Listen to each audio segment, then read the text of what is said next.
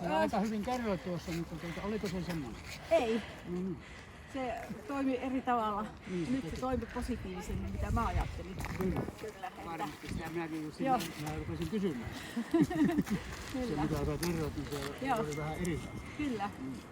Ihan mukava. Se oli mukava jo tuo heti alku kun se tuli tuohon ja se koira rupesi siihen vierelle istumaan ja sillä ei ollut mitään hätää maailmassa.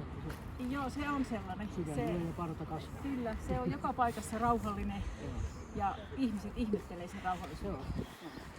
Täältä löytyy nyt sille selitys. No niin, okei, selitys löytyy. No niin. Laukauksissa ei ollut mitään ongelmaa. Joo. Se on ihan laukausvarma. Eikä ole vieraat ihmiset sille ongelma. Ei tässä alku niin sanotussa rennossa tilassa puhuttelussa ei ole ihminen mitään. Eikä hyökkää sen jälkeen. Ei puolustushyökkää eikä vähemmän. Ihminen on hyvä. Se on hyvän tahtoinen luokse päästävä avoin koko testin ajan. No ei ollut yleensä varmaan. Ja sitten mitä tekee sulle haasteita, koiran kovuus pehmeys. Ja sillä käsitellään niin kuin koiran muistia, että kuinka koira muistaa jonkun epämiellyttävän paikan, asian, sille epämiellyttävä, kuinka hyvin se muistaa ja kuinka kauan. Sitä me katsotaan. Ja tuo haalari on se erikoiskoe, siinä säikäytetään sitä, ja tällä ei paljon tuota haalari. Käytiin tunnuritutus, me palattiin siihen, ei ollut edelleenkään mitään. Pimeissä huoneissa siis ei ole mitään uhkaa siellä, se pimeä määrä tila. Sillä se tippaa lattiaosuuden jälkeen kuonon maahan ja ei osu jälleen sun. Okei. Niin. Ja nyt kun se osoittaa tämmöisen, se osoitti puolustushyökkäyksessä, osoitti kelkalla kovuutta. Joo. Siellä on kovuutta vähän mukana. No ja se niin. tekee sulle ongelmia. Joo. Se on kohtuullisen kova meidän kategorian mukaan. Joo, varmaan. Joo. Eli se on niin paras mahdollinen plus olla.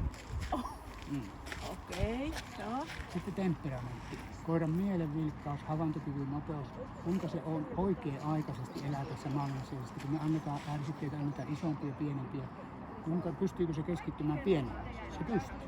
Kun se saa sen, se pystyy siinä. Ja sitten se hyvä puoli, että sillä ei niin tee ajatusmaailmaan mitään lisätepposia, sillä ei lähde ajatuslentoon, vaan se pysyy siinä, mitä me tarjotaan.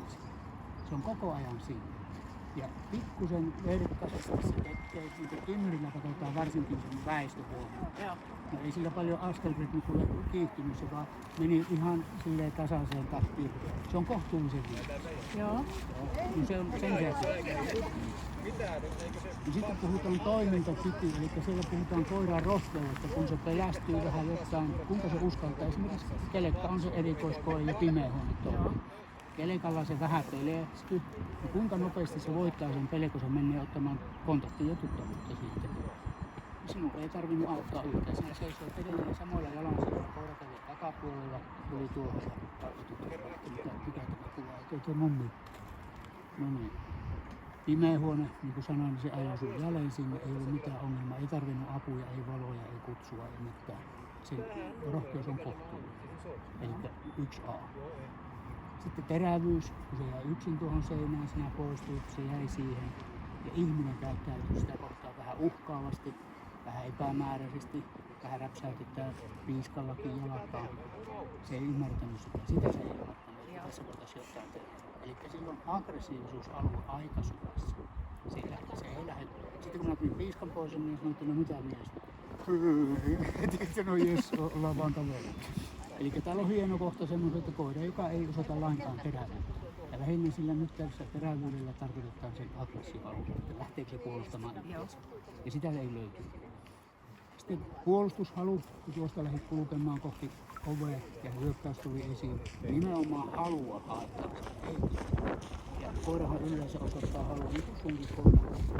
Uhka tuli esiin, antoi uhka elleen, ja se lähti eteen ja sanoi, että minä olen täällä, älä tuu tänne. Sitten uhka kasvoi, se pisti vanttiin aika kauan. Sitten kun uhka oli tarpeeksi lähellä ja tarpeeksi voimaksi, niin se antoi pikkasen perään, se tuli tuohon sivuun. Mutta vielä teki yhden pyräyksen siitäkin. Ja silloin minä tulin siihen, että jos se tekee voimakkaan väikkeen, se vie sua, että se suojataan maailmasta. Eli puolustushalu on plus 3 kohteellinen ja hiilitty tahtoo sitä, että kun se on noin ystävällinen, niin se lähti sen hyökkäjän mukaan ihan, ja kun vaikututti sitä, niin se lähti ilman vaikutusta. Ei ole mitään ongelmaa. Hyvä suoritus. Sitten taisteluhalu. Hän sanoi, että ei leiki ollenkaan. Otti kiinni, vähän muris, pisti hanttiin. No sitä voisi olla enemmän, Joo. kyllä. Niin se päästään kuitenkin sillä tuolla esityksellä ja sitten kun se kelkkaa vastaan lähti henkisesti taistelemaan, se möykkääminen oli sitä, niin se päästään tähän kohtuullisen pian. Se on saman arvoinen kuin kohtuullinen, mutta se on sanallisesti vähän siinä alapuolella. Se on ihan hyvä. Sieltä pikkasen, jos olisi nuorempi ja haluat nousta, niin se nousee sieltä, jos haluat. Sitten hermot. Kuinka tämä rata vaikutti? Onko se hallitseeko se hermoillaan kaikki nämä ärsykkeet, palautuu nopeasti, niin kuin sanoin, hyökkäyksestä palautuu tosi hyvin, pelkotilasta palautuu tosi hyvin. Missään vaiheessa sille ei tullut semmoista kämmästä. Ei tullut, se hallittiin täysin. Jossakin pimeähuoneen ovella niin kuiskasi tästä. Ei minkäännäköistä piivitystä, ei mitään. Se on plus 2 tasapainoinen sen hermo. Ja sitä tämä tekee sellaisia